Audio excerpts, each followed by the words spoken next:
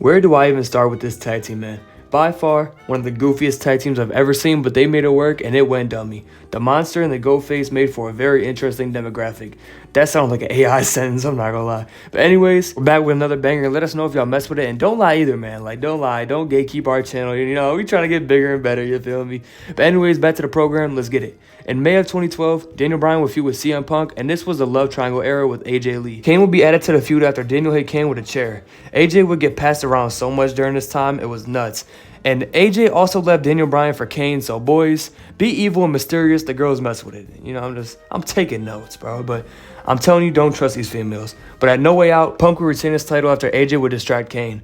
And at Raw 1000, Daniel Bryan and AJ would have a wedding. I'm not lying, this really happened. And AJ would end up leaving Bryan and taking Mr. McMahon's offer of being Raw GM. Vince been pimping since he was a jit, bro. I'm telling you, him and Diddy gotta be best friends. But hold up, though. Let me get this straight, though. She dumped Bryan's proposal for Vince's proposal. So the dude booked himself to take Bryan's girl. I'd be sick, bro. But Bryan officially entered his jealous ex era, though, and he was crashing out on everybody. AJ would force Bryan to face Kane at SummerSlam, and Bryan would end up winning. Now, Kane was throwing fits now, and these two were just deranged and off the hinges.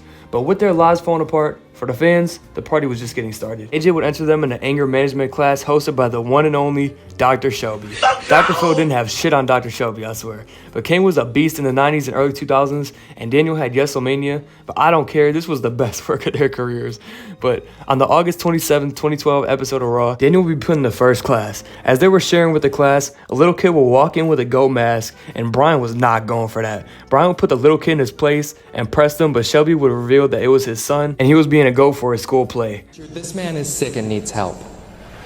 Okay. Nah, he got hoed. But Daniel would sit back down and listen to my main man Harold sharing his story. But Bryan would then tell his life story, and he was going through it. Kane would then walk in, and he was the star of the show. He instantly took over. He was the good noodle. But Kane would then share his tragedy life story, and he just kept going and going and going and going. 3 hours later, the group was flabbergasted. But look at this roster, bro. Why do I feel like Kane isn't the weirdest guy here? Cough, cough, fat guy with the beard to the right.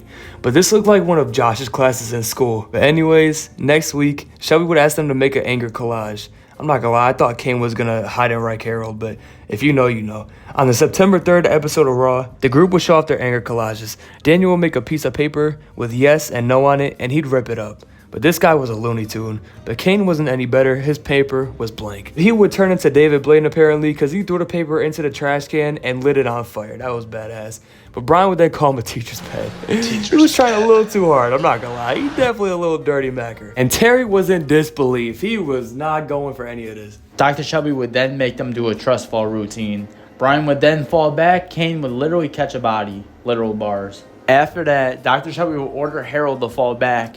And you know what? He had the full trust in Kane and Daniel Bryan to catch him. He would fall back, and they wouldn't catch him. And then Daniel was like, did you know I wasn't going to catch him? And Kane would be like, did you know I wasn't going to catch him? They would literally have a bonding moment. And Daniel Bryan would be like, I think I finally understand you, Kane. And poor Harold's just laying on the ground, knocked out. And you know what, y'all? I got to, give out my, displeasure with WWE. They kept doing my boy Harold wrong, bro. We need justice for Harold. But anyway, let's get back into the video. But then when Kane and Daniel Bryan are finally on the good track, good side, you know what I mean? Being on a good team together, of course, it's got to go down again. They would start arguing. Harold would kind of, try to stand up for himself, but he would get rejected, like when Andrew goes up to females. Between me and y'all, Andrew was for 100. I'm not going to. But honestly, something tells me that they don't like Harold. And just a quick survey, what black guys named Harold, on a for real note? Kane and Daniel Bryan would keep arguing, and Dr. Shelby would just lose his mind.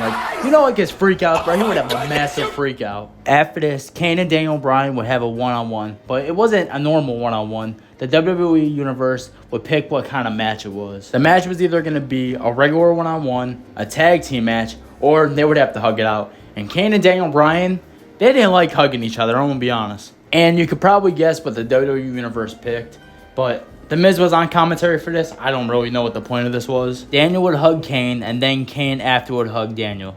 But they needed to hug it out at the same time, and they eventually did. Then, obviously, after something good happened, something bad has to happen again. Kane would then tap Daniel Bryan too hard on the back. A little too hard, and Bryan didn't really seem to take it that well. Bryan would then push Kane, and all hell would break loose. They would start brawling, and I don't think Dr. Shelby's classes paid off. Kane would then just go off. But then Daniel Bryan would just get the last laugh. The next week, Dr. Shelby would arrange Kane and Bryan to meet backstage. By the way, AJ Lee back then, oh my God. She was probably the first hustler. My fault, y'all. I kind of went a little off script. But Daniel and Kane would then be put in a tag team match against the Primetime Players. This storyline was in the same timeline as Cena vs. The Rock. So the nostalgia was kind of hitting hard. But Kane would have enough and turn on Daniel Bryan. But he would choke slam Daniel on Darren Young. And they would go on to get the win. On the next SmackDown, Kane and Daniel Bryan would be given stress balls.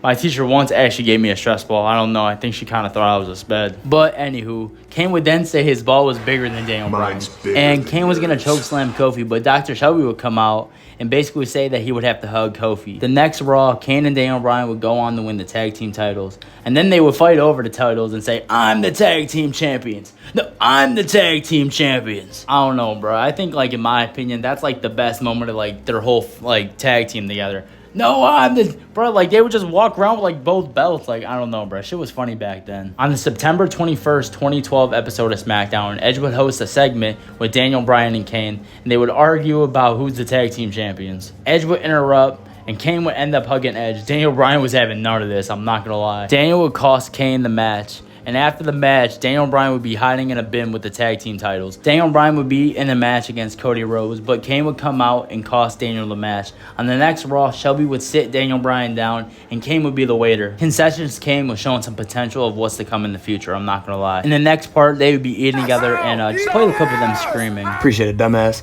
But they had Mae Young in this segment. I know The Rock took her to Pound Town, but in the last clip, Shelby had them eat meat and salad. Daniel Bryan was a vegan, and Kane was kind of fat, so Shelby was bloody for this. On this same episode, they would be voted as Team Hell No. But Team Teamwork and Team Friendship, what a hoot those names were. But at this point, everybody loved this team. They were both hilarious, and their chemistry was leaking through the screen. Daniel had such an elite career, though. Regardless of where he was on the card, he had poppin' storylines. I swear, forget winning and titles and stuff. If you have good storylines, then we gon' be alright. But anyways, Team Hell No would get into a feud with The Shield, and at TLC, it was up. Team Hell No and the ASMR Head Slapper would face The Shield and have a banger. And by the way, speaking of Shield, go check out our video of me and my boy made. It'd be pretty tubular, I'm not gonna lie. But let's be honest though, these guys are gurus. What if Vince was passing females around to the roster and the girls see Kane and Daniel Bryan pull up? But be real, would you rather get choo-chooed by Vince and Big Johnny or Kane and Daniel? What am I talking about? Alright, anyways, they'll be racking up wins against people like Cody and Sandow and 3MB. But fast forward to the Rumble though, we would be in a dilly. In a Rumble match, Bryan would catch Kane lacking though and eliminate him from the Rumble. But Daniel didn't read the patch notes apparently, because right after that, Cesaro would dump out Bryan. But Kane would catch Daniel, and he was looking like AJ Lee out there. But Kane would sacrifice the GOAT and drop his ass. And around this time, they also would graduate from anger management class. They made everybody hug, like Michael Cole and Jerry Lawler, the fans, everybody. It was a good time, you know, they hugged and stuff. It was pretty cool. But Kane and Daniel would also both qualify for the Elimination Chamber match, but they would both get eliminated by the handyman Mark Henry. If you know, you know. But after this, Team Hell No would start a feud with Dolph Ziggler and Big E. But shout out to my Cleveland boy Dolph. But dog, how you date Vicky Guerrero with confidence? She had a segment back in the day where she told Undertaker to kiss her feet. That shit was traumatizing.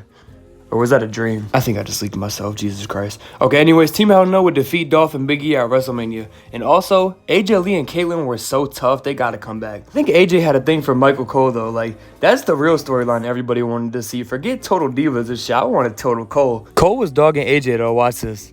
Listen to me, honey. Missy, it's called doing my job. That you have no self-respect. I'd be finding the weirdest wrestling clips ever, bro. I don't even know what's going on. But Cole would also sauce her up a little bit. Watch this. You could have all of this. After that line, I would have folded. I'm not gonna lie. Anyways, though, after Raw after WrestleMania, Team Hell No would save The Undertaker from a Shield stomp out, and they would set up a 6-man tag team match where they would end up losing to the Shield. But at Extreme Rules, Bryan and Kane would lose the tag team titles to Seth and Roman, ending their reign at 245 days. And this also happened on May 19th. All the OGs know that Kane hates May 19th, so this was cursed from the rip. And after this, Bryan would basically be obsessed with proving that he was not the weak link. But the Shield basically took all their motion though. Like, it's kind of annoying how the WWE can only focus on like one storyline, and they can't have 2 storylines popping at the same time. They must have like ADHD or something, I don't know. But Kane would try to hype Bryan up, and they would keep arguing, and their bond would break slowly. But however, on the June 14th episode of SmackDown, Bryan, Kane, and Randy would end up breaking the Shield's undefeated streak when Daniel made Rollins tap. But after this, they would really just split up and go their separate ways, which kind of sucked. But man, What a legendary team with so many great segments. But stuff like this makes the show go by so much quicker. But after this, Daniel would go on his legendary run and end up winning the WWE title at SummerSlam. Kane and Daniel would go on to have a match for the WWE Championship at Extreme Rules, and Bryan would end up winning the match.